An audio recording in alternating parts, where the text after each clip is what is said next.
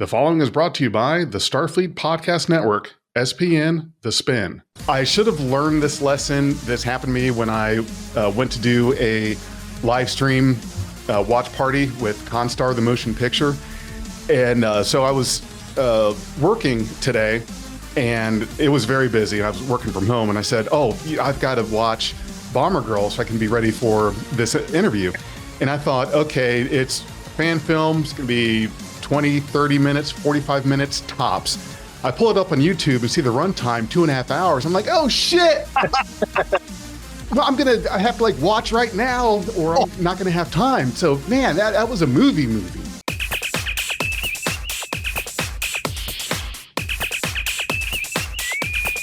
Red alert. I'm BigJ with Beyond Trek Podcast, and I'm joined by the cast of Bomber Girl. We've got Joe Cepeda, who played the pilot, Leslie Sawyer, who played everyone else in the movie. Main part was Nurse Pepperstone. That's right. Yep. Larry Fleming was a co-pilot. That's right. And Richard Snowden, Sergeant Hammerhead. Yep. I guess Richard's not kind of with us here today. Maybe you might be able to join us later. We're okay. We don't have Richard, and we've got Jesse Jeffries as Bombardier. Okay, sorry about that, Jesse. Your screen name down there did not give me any hint as to if you were Richard or Jesse. So we got Jesse. It's Jesse. Yep. Gotcha. Yeah. I've got to tell you something really funny, and I should have learned this lesson. This happened to me when I went to do a live stream watch party with Constar, the motion picture. And so I was working today, and it was very busy. I was working from home, and I said, I've got to watch Bomber Girl so I can be ready for this interview. And I thought, okay, it's fan film. It's going to be 20, 30 minutes, 45 minutes tops. I pull it up on YouTube and see the runtime, 2.5 hours. I'm like, oh shit! Well, I have to watch right now, or I'm not going to have time. So man, that was a movie. Yes.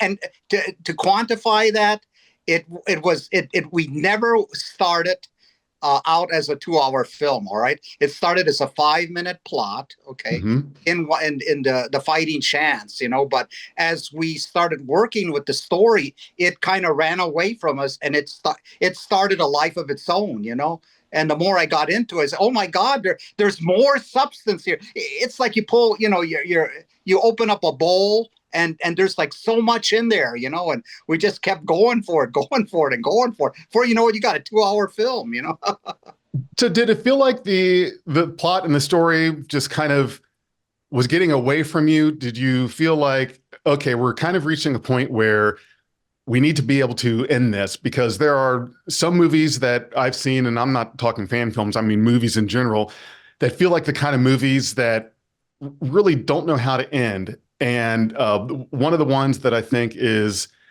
jumps out to me, and I just now forgot the name of it. I'll probably think of it soon, but it's just one of those movies that it just keeps going, but there's no ending.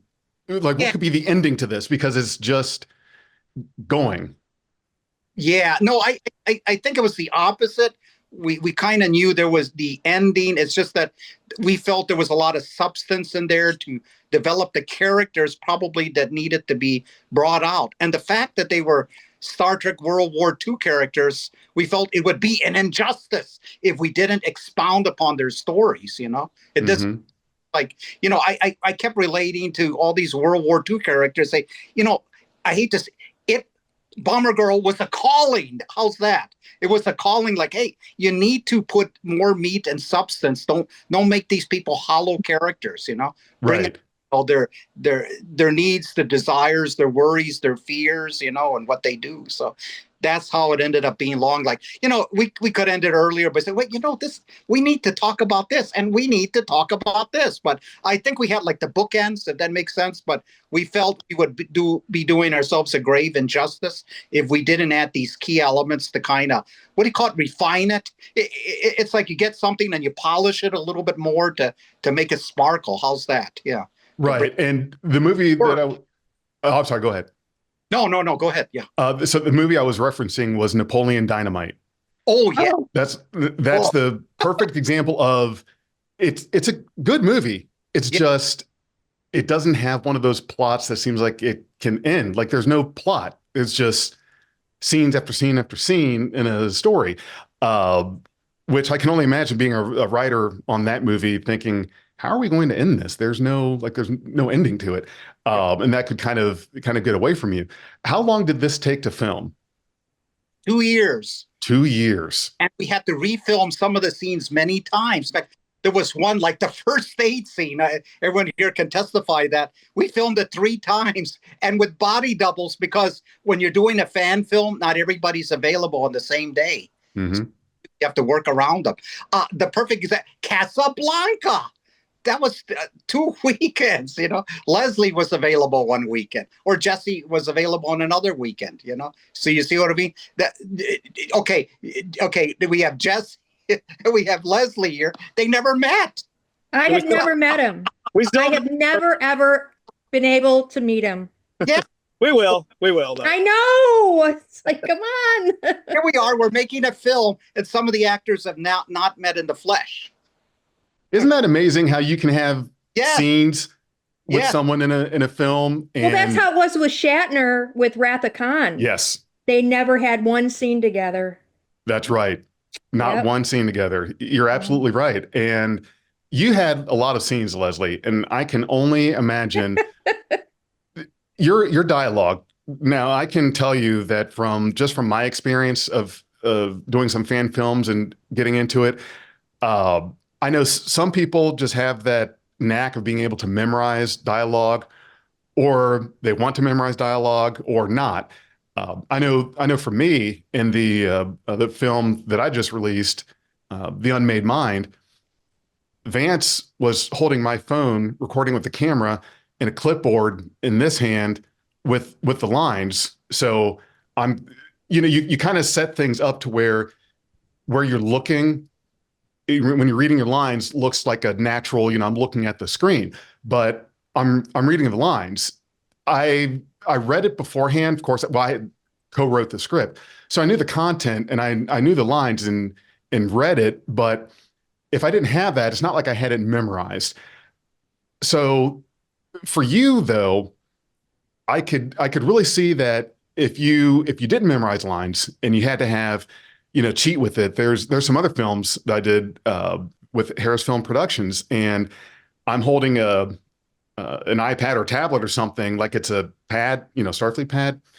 My script is taped to it, so we've got things that we can cheat with. That's right. There was an episode of A Hidden Frontier.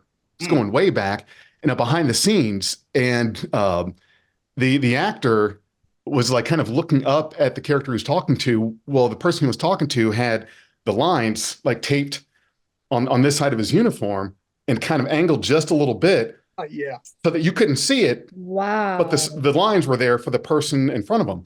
Wow. Were you able to do any of that, or was it pretty much I'm going to have to memorize lines for all these characters? Well, there is, I would say, probably a little bit of cheating, but not what you would think. Mhm. And never at any point in time was I doing any reading. I did have to remember the lines. However, Jose is wonderful about sending us the scripts, of course, and he definitely wants us to read them and get very familiar with them. So I usually do read them several times so I really can know what we're doing and get a feel for what we're gonna be working on, that kind of thing. But I don't really have to do any like hardcore memorizing because Jose's wonderful. I mean, luckily, not everybody can or has the ability to do this, but I am able to remember, like, if you tell me, hey, say these sentences, now repeat it, I'm able to do that. We might have to do a couple of takes because then all of a sudden your mind goes blank. Like, what? Wait a minute, what was it Of again? course. Right. So, but Jose, that is how Jose likes to do it. He doesn't like putting a lot of pressure on his actors to feel like, oh my God, I have to memorize all these words, all these, I mean, it's a lot. It is a lot, especially for me, it was a lot. So, Jose will say, okay, this is what I want. You got to say this now. And we might even be able to kind of remember. Luckily, Larry's good about being able to remember that kind of stuff. So if I'm having a scene with Larry, Jose might say, okay, Larry, this is what you're going to say. Now, after that, Leslie, this is what you're saying. Then, Larry, you're saying this. And we have the ability to kind of remember like a little bit of the scene, right? As he tells us what we need to say. So that's how he actually does it. And it's, I find it fine. I have no problem with it. So I am grateful that he's not one of these, because I have worked with other fan filmmakers that definitely they require you to memorize your dialogue. Okay, so I've done other fan films where they expect you to know your lines when you show up. But I'm really grateful that Jose does not really require that or expect that. And if there is an actor that can't remember the whole sentence, like he might say, "Hey, yeah, I want you to say blah blah blah blah," and they are struggling with it, what Jose then will do is break it up. Okay, just say these two sentences. He'll record that, and then he'll have them say the rest of it, and he's just able to edit. He's able to edit things a certain way so that you get the feel that all the actors have memorized all their lines. Nobody at any point in time that I'm aware of is looking at a script and reading. Nobody is. So that's how we do it. That's one hell of a feat. And the other thing that I thought was really awesome, Larry, where'd you get your uniform? The uniform in the film? Yeah, the uniform in the film, the World War II era uniform. Joe came up with all that stuff. Gotcha. We're actually pretty much the same size, so he just doubled up everything he bought for himself. That's pretty convenient. Yeah. Yeah, and to also quantify that statement there, I looked at the film wrong. I was thinking, like, originally I thought I had to get World War II uniforms to make kind of like a World War II film.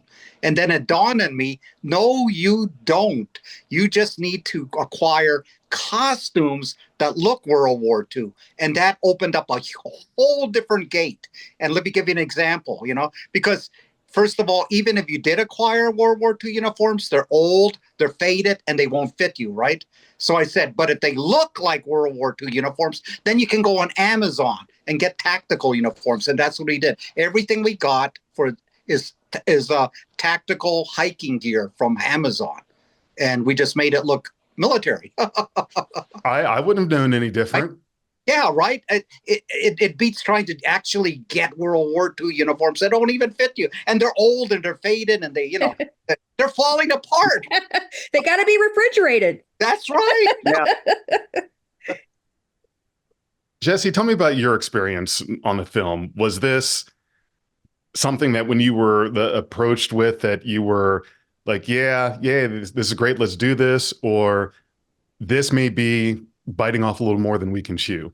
Oh no, I was super excited. I'd already worked with Jose a couple times before on some other fan films that we're working on. I appeared for like 2 seconds in one beforehand, and then I'm gonna appear more in another part of one. He's just fantastic to work with, and no, I knew it was gonna be great. Like, especially like it was originally just gonna be, like he was saying, a scene in this other film, and then he just kept growing with it and becoming more and more and more. It was a fantastic experience, and he got awesome costumes, and then the props we used were amazing. Like the big machine gun you see us use, like that was a 3D printed prop that he had a maker build, and it looks on screen like a real Browning machine gun. Yeah. He had it on a swivel, and it was just like absolutely amazing to do that and use that. For my bomber scene, he had a special prop made just for the bombardier. I created this accent for it as well. I try to, add characterization to characters I play. Right. And that was one thing I came up with, was that he was a transatlantic accent. But we created this prop for it for the bombing scene that was just, it looks like a real piece of military equipment. I used to be in the National Guard, Army National Guard, and everything just, really came together. And I had an amazing experience, and I was expecting it to be great. So I'm glad it's still growing and people are enjoying it. Yeah, that's great. And the other question I've got is, where did you film this one? Where was the set? Oh, at Jose's house in Georgia. Wow. Yep. Wow. Mhm. Filmed it in our basement. Yep. That seems like you must have a big basement, because you've got a very good looking bridge and a conference room. How do you fit all that? I mean, I've seen visited other sets, the Axanar set Yep. and Warp 66, and so I know you can make use of space pretty creatively, but still, man, I would like to see your set, because that just looked like you were in a warehouse or something with the amount of room you had. You seen the movie 300 with the Spartans? Yes. That's how we did it. That's Bomber Girl right there. 300 is Bomber Girl. Everything is all green screen and graphics thrown in, And Right. Watching Masters of the Air. I don't know if you've seen it, to get inspiration for Bomber Girl. And they were using kind of like a prop for how they did the interior bomber scenes. Mm-hmm. And I said, wait, I can do that. I can do the exact same thing Masters of the Air is doing. They actually built a replica of the bomber, and then they put green screen on the outside. Right. And then so that, it looked like they're in a plane. I said, well, yeah, I could do that. I mean, that's not hard.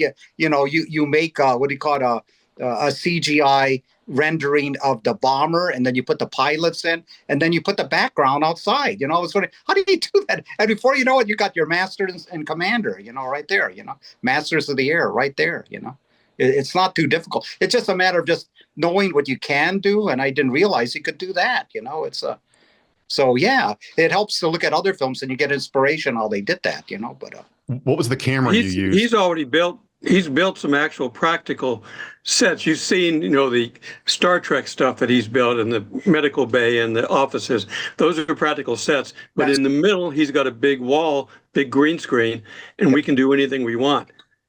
As a pilot, I'm holding on to a wheel. I really am. But the rest of it's all layered in. That's right. Yes, and I really do have a coffee pot and serving coffee. That's right. The actual hand props are real. They're not green screen. Yeah. That's right. Thanks for bringing that up, Leslie. That's right. The weapons, the guns. Yeah, that's real stuff. Yeah. But what was the camera you used? I know some folks like to hear the technical stuff in regards to how you filmed it and whatnot. When I've told people that my Film the Unmade Mind was on my phone, like, wow, really? Your phone? Yes. The phones are great these days. Yeah, we use a Canon XA11.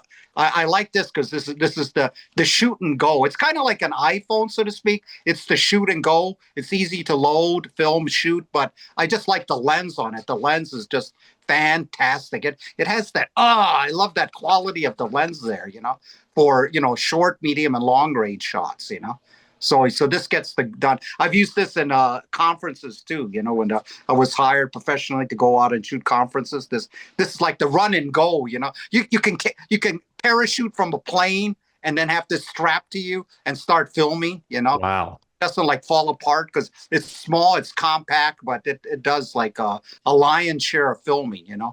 Because Frank Parker was here. And I was just amazed. He said, well, Frank, how are you going to do your Romulan scene? He says, well, I'm going to use my iPhone. I said, you mind if I watch and learn? Right. But this one, we feel comfortable because you can do a lot.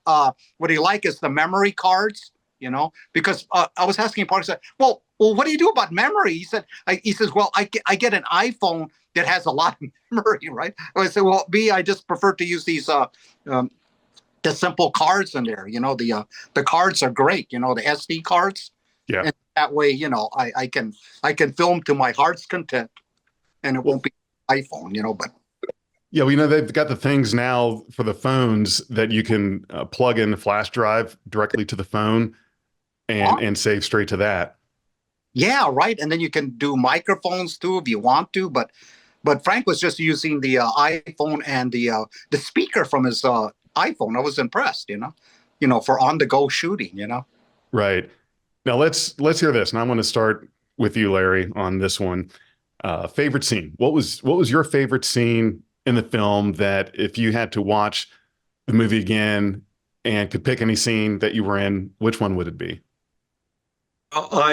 Since I'm playing a co-pilot, I like the flying scenes, especially when we got into battle. Um, it's hard to imagine when you're sitting in front of a green screen that there's planes out there shooting at you, so you've got to kind of develop that a little bit. Yeah. And I'm not really a overt type person anyway, so I was really pushing myself to react to all that. So I enjoyed that part. And then you don't know what it's going to see it, and it looks really great. So that's my favorite part. Jesse, how about you? Absolutely, the my scene where I'm the bombardier, so I'm the bombs on the German oil refinery, and I'm going almost to the target. Stay on the target. I got my special prop designed just for the bombardier to use. I got my little sights in there, and so that was just my moment to really shine in the battle. So that's my favorite, for sure. One of my favorite scenes, and also Casablanca was I love fantastic dialogue with Leslie as Janet, and just being able to do that characterization was just a ton of fun and really helped develop the Bombadier's character. And those are my two favorite scenes for sure. Leslie, let's hear yours. Well, you know what? It's probably being very repetitious. I really did like the whole battle scene. I thought that was very well done. And also Casablanca. The scene where I'm doing all that dancing and I'm getting way into that music and I'm just going, woo, like this. And I'm putting the money in the thing for Larry when he's playing the piano. And oh my gosh, I have to admit, I had so much fun filming that particular scene. It was just because Jose, obviously wants more footage than what you're going to really use, just Right. like any filmmaker does. So, but boy, I was so winded. I think you had to have taken at least, I don't know. It felt like forever. You had me doing a lot of dancing, and I'm trying to do all this crazy dancing and everything. It got way edited down from what I did. But woo, I was way out of breath. Oh, wow. I didn't realize that, Leslie. What you don't know behind the scenes is that we decided to kind of get Leslie in the mood. So we played some background World War II music, and she just went for it. And we just love Leslie's, and Larry was there to her interpretation, And I think Larry and I were just mesmerized by, I think, Leslie's interpretation, right? Play this World War II music, and you're like in a World War II bomber. What do you call it? Casablanca scene. Go for Right. it. Went for it. Well, yeah, it was hard because that jacket I'm wearing is like it's a real jacket, and it's actually very heavy. It's Yeah. really very heavy. So for me to be trying to do all these moves wearing this real heavy coat, oh yeah, I got to work out. Yeah, yeah. I got to work out. I think That was a lot of fun to film that scene. It really was. All right, Joe, how about you? Want to hear your favorite scene? I think my favorite is where I was hoping to capture the emotions of the actors. I love the Casablanca and the slow draw out, and then I love the Janet Pepperstone scenes, the where she's crying and a lot of emotion in there. I love the ending. The ending where I don't know if people will grab it, but the ending, the second chance, okay, that one was kind of one of my favorite too, because I was talking to Trey McElwain, and he was saying, Joe, I didn't realize you filmed the graveyard scene. I said, yeah. I said, you got it. She says, well, are you ready to go, Janet? They're already gone, And I don't know if people pick up on that. And I got that scene from a World War II film when I was in the military. It was called The Great Late Company B. And it starts off where the soldiers are coming out of a grave.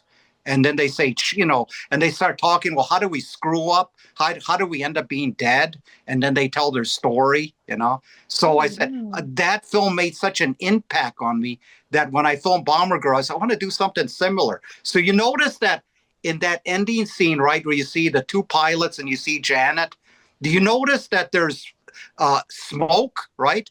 There's Right. there is a lot of fog in the back, right? And there's smoke, at their knees, right? That's because they've already passed away. This is, thereafter, and Trey Pickett's like, oh God, it just blew my mind. That's what you did. I said, yeah, you got it. It's they're gone already, at that point, but yeah, we wanted to do that, kind of like Twilight Zone stuff type, because we felt this thing had Twilight Zone stuff, and we changed Yeah. it. We sat down. We had like a conventional ending, and then I said, I thought about it, and I lost sleep over it. Say, you know what? This is Janet Pepperstone. She's an enchantress. She needs to have her own ending. We're not doing this poor character justice. So that's why it ended the way it did. Well, it was a good film all around, really good film, and I'm sure that you're all really proud of it and excited by it. What's coming up next? What is your next project? Is it Bomber Girl 2 or something else? I'm glad you brought that up. We're going to unveil what the next one is. Oh, a preview. Let's hear it. Yes, that is Captain Simeon's First Command. And it is about an ape that is the first Starfleet commander. And yep, see the shirt I'm wearing? Yeah, there you go. Yeah, there it is. Leslie's holding. Oh, she's so dear to my heart. Yes, that's exactly right. There's the image right there. And it's an interesting story. Don't worry, it's not going to be no 2-hour film, but it's an interesting story in itself. Is the challenges that an ape faces becoming a starship captain. And I can say that he runs into the Romulans. He has to face the Romulans. And he has to make some very difficult decisions. And I can say that he is the captain of a human crew and an ape crew. So we are very excited. We got a very good. Wow. It's really dynamite. Very. We filmed already. Got the Romulans done, so all the Romulans are in the can. Okay, good. We're going in April. Thanks to the Romulans, by the way, were provided by Frank Parker. So bless his dear soul. We got a whole crew. They came down to our to Nature's Hunger studio, so we filmed all the Romulans. So we got that in the bag. So in April, we're going to go up to Frank Parker's wonderful, fantastic, glorious sets, and we're going to film the bridge scenes for Captain Simeon's First Command there. Wow. Guess what? That sounds like it's going to be fun. We're what Jose said. We're going to be filming in April. Oh, that's perfect. That's right. In April. That's a good one. I love a good pun. We are. Yeah. And so we're going up in April. Did you plan that? Yep. No, I just thought of it. Yes, that's right. We're going up in April and we're going to film the rest of it. And then I think in March, we're going to have Klingon month. So we're going to, we figured we have not, we've never had Romulans before. We've never had Klingons before. So March is going to be Klingon month. So we're going to get the Klingons involved. So we have to give the poor apes some competition here, But there will be, it's an ape and a human crew, and there will be some interesting apes. That is very interesting. That's a very different idea. That's certainly unique. Oh, and here's the best part. We are bringing in the ape professional on this one. We're bringing in Clay Sayer. I don't know if you know Clay Sayer, but he went up to Ticonderoga he played Core in one of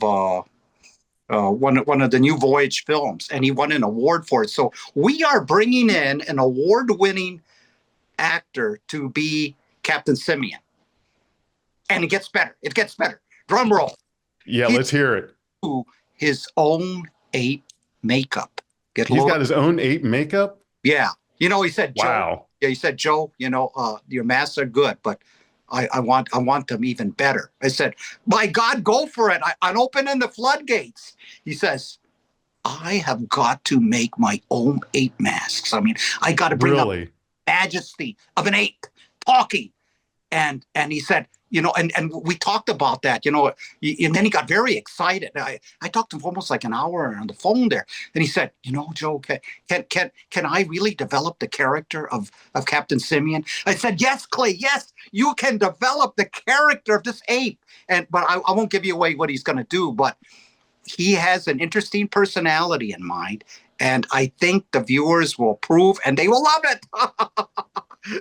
but he's already thinking of the mystique, this personality of this Captain Peter Simeon, that came from Ape City, and we wanted to make it really interesting. This ape, is going places, So we thought, we need to make it where you can relate to this ape. So we're going to have some flashback scenes where you can kind of tie into this guy, so he's not a cardboard ape, But Where did you come up with this idea? Oh, I've been dreaming about it for years. It's just the time has come. See, I've devoted a lot of time to Bomber Girl, so my 8 films have been put on hold, And I said, well, once Bomber Girl's done, then I can jump into it, I've always been a Planet of the Apes fanatical fan, And while we're at it, I contacted Ape headquarters. It's known as Ape Mania. Well, they provided the masks and some of the costumes, so that's what's going to be. These guys are so dedicated to apeism, that they spend, all the masks and the costumes are incredible. These are movie replicas. When you see the film, these are movie replicas. These are replicas of people that take apeness to their heart, and they just start glowing and getting exciting about it. I mean. Okay, now you have Star Trek fans, right? You have Planet of the Apes fans. They go gaga over this stuff, So the film will appeal to both groups, Star Trek fans and Planet of the Apes fans. Okay, so I'm curious. I guess there's a fan group for everything. Yeah. Is there a fan film community that's based on Planet of the Apes? Yeah, there's several. There's a lot of websites out there. Yeah, that they really get it. I mean, my God, into the philosophy and the mechanics of the spaceships. I mean, they are just like, you have the Forbidden Zone. You have Planet of the Apes Forbidden Zone. You have Planet of the Apes Coldplay. There's just tons of them out there, But yeah, I was actually, not to interrupt you, but I was actually very surprised that when we started working on this whole Planet of the Apes thing, I went on Facebook and I could not believe how many groups you can join. Yes. All different, names or whatever, for if you're a fan of Planet of the Apes.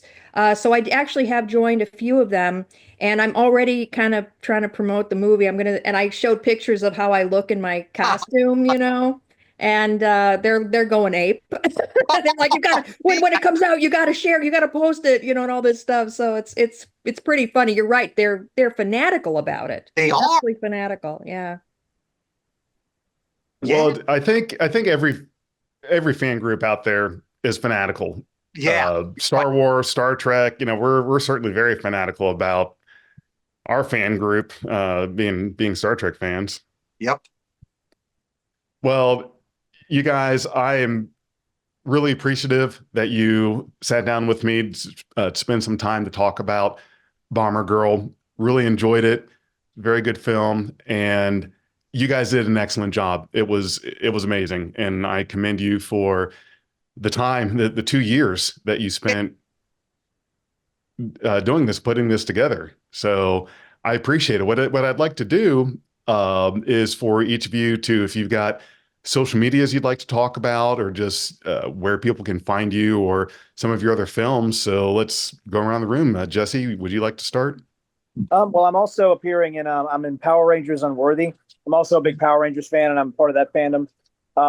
That's they're pretty much the best fan films that are done for that community. And I've got 2 films that I'm going to be in for them. I'm not a main character. I'm a suit actor. When I'm a zombie green Power Ranger.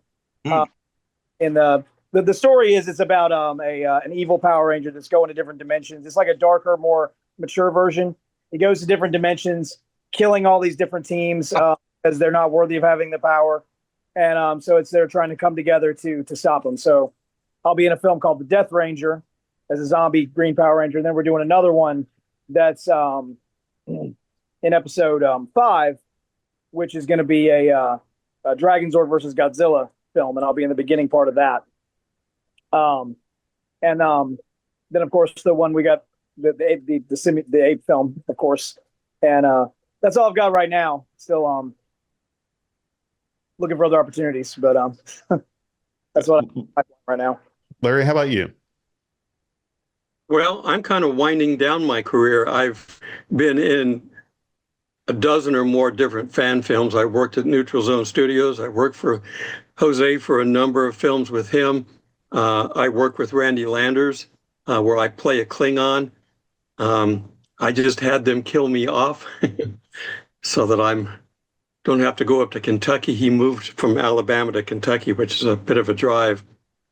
And I've done some work in professional acting as well. I've been on The Walking Dead and other things.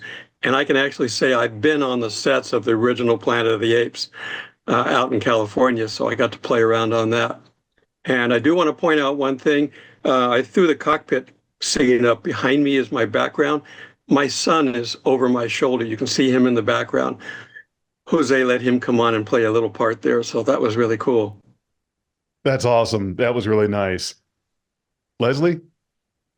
Well, like Larry, I actually I would not even be involved. I didn't know there was such a thing as Star Trek fan films. I've been a Star Trek fan my whole entire life, but I never knew it even existed. So I was very, very lucky and blessed that I met Larry on the set of Jumanji. We were both background artists on that. And we just started talking, and I don't know, one thing led to another, and he told me how he does Star Trek fan films, and I went crazy. I was like, oh my God, you know. So one thing led to another. He actually gave Randy Landers my information. Then Randy Landers contacted me, and the rest of they say is history. And that's how I got my start with working in all these wonderful, wonderful Star Trek fan films. And I can't say enough how much I have absolutely and thoroughly enjoyed doing it over the years. And so, yeah, I have done a lot of stuff, but I am a professional actress, and I have done a lot of independent films as well as a lot of background work. I've been on The Walking Dead also. I was a zombie, and I don't know, just a lot of TV and movies as background. But I do actually have, a couple of years ago, I worked on a movie called The Troll Hunter, and I actually have a starring role in that, more like a co-star. And I play a detective, and it's an independent film. It's actually available to see on Amazon as well as Tubi. So I'm actually really happy that that happened. I'm also on another movie called The A-Listers, which I believe is on Amazon, but I think the only way you can see that movie is by actually renting it. But I love that movie because it's actually all about what it's like to be a background artist, and it's a comedy, and it's hysterical. It's actually really, really good. I don't have a very big part in that movie. I have a small part in that movie, but it was so much fun to be in that movie. Um, and then yeah, I mean the only other things right now that I'm working on is just really Jose's film. There is a movie that Josh hasn't put out yet, the Avalon universe of the Josh Michael Irwin. He did make a movie called The Once and Future Captain, which is actually going to be his very last film. He is actually still working on editing it. Wait a minute, what?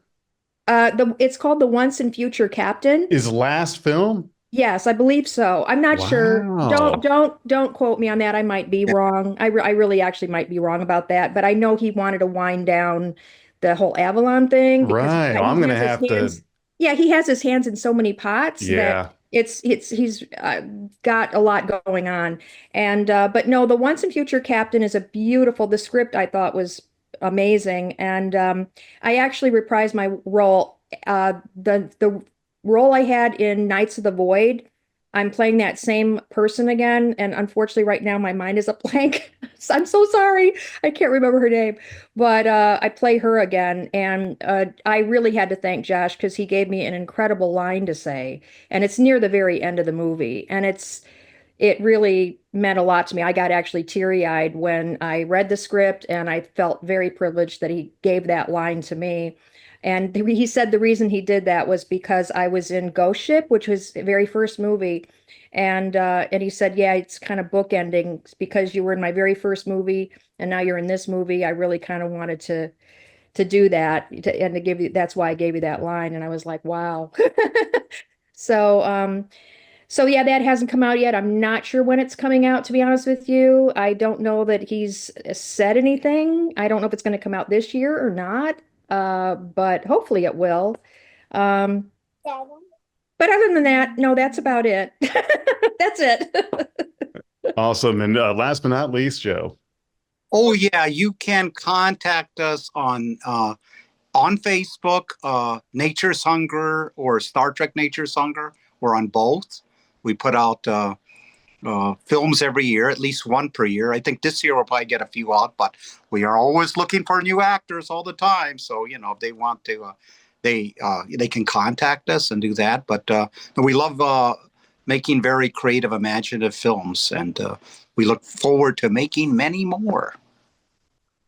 Well, And I look forward to seeing your films. I really like your films. I like your style, like how you do things. So anytime I get a chance to watch one of your films, I'm definitely going to do that. So that's and great. we can do that after this one because we're looking, you know, if you got the hint, we are looking for new actors. You know, I was thinking Yeah, we might need a Captain Cisco.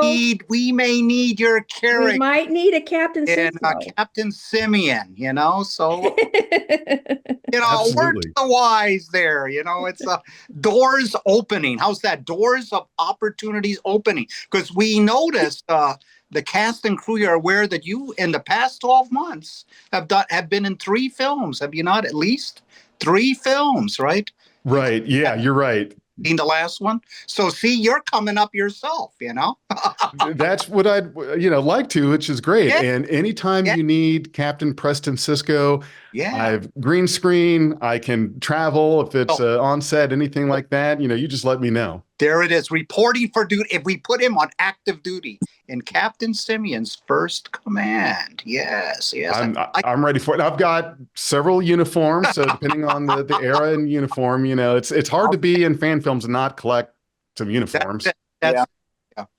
Very good. Very good. We'll talk more later, but thank you for being a magnificent, wonderful host, for your hospitality, for your generosity, for your spunk and your charisma in having this, and your enthusiasm, and not only doing a podcast, right? Because you haven't been doing a lot of podcasts, right? So this is good. I mean, this is Yeah, and I appreciate you following up with me on this because there was a period where yes, I was doing a lot of podcasting and kind of overloaded myself in regards to projects and things like that. And then with work, it was around last summer, this big project was going on, and it was just such a emotional, mental onslaught of stuff for this that I pretty much stepped away like from everything. If it wasn't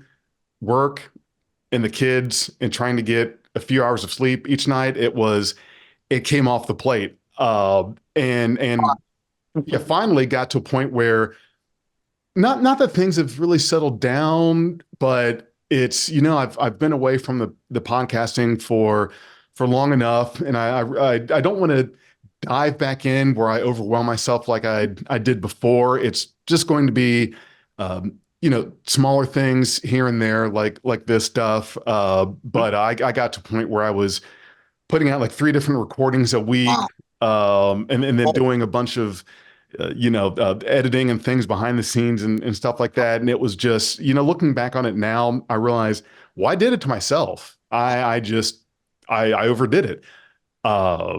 And a lot of the things I was able to do with some downtime at work, and that completely went away. wow. So, oh yeah. Work is basically, it's every day from start to finish with work. I'm constantly typing and directing, and it's really kind of a management role at this medical engineering company that IT administrator for. And we just got in a scenario where we're a smaller company. And so one person running IT, it just, we had to add more resources. And, our leadership told me, you've got to stop being the tech. You can't have hands-on all the things. You've got to direct the efforts and keep things moving, be the field marshal. So I pretty much got kicked upstairs. It's time to take the desk and delegate and keep things moving. And once that was happening, just some things fell in line where I'm able to get back into it. But yeah, I appreciate you sending the message, because it's really nice. There've been a few people that are like, hey, hope you're going to podcast again or something like that, and all that. So it's great to hear that. It's great to see that yes, there were some people watching, and so that's excellent. So thank you very much. I really appreciate it, and definitely going to get this out there. Looking at next week, probably sometime. Weekends are always packed, but. Okay. Yeah, thank you all, and hope to see you all again for another episode of Beyond Trek podcast and the next film you do. So want to tell all of you to have a nice evening, nice weekend, and to go boldly where none have gone before. We are Beyond Trek Podcast. Lower your inhibitions and surrender your ears. We will add inspirational and hilarious Trek content to your day. Your attention will adapt to subscribe to us. Resistance is futile.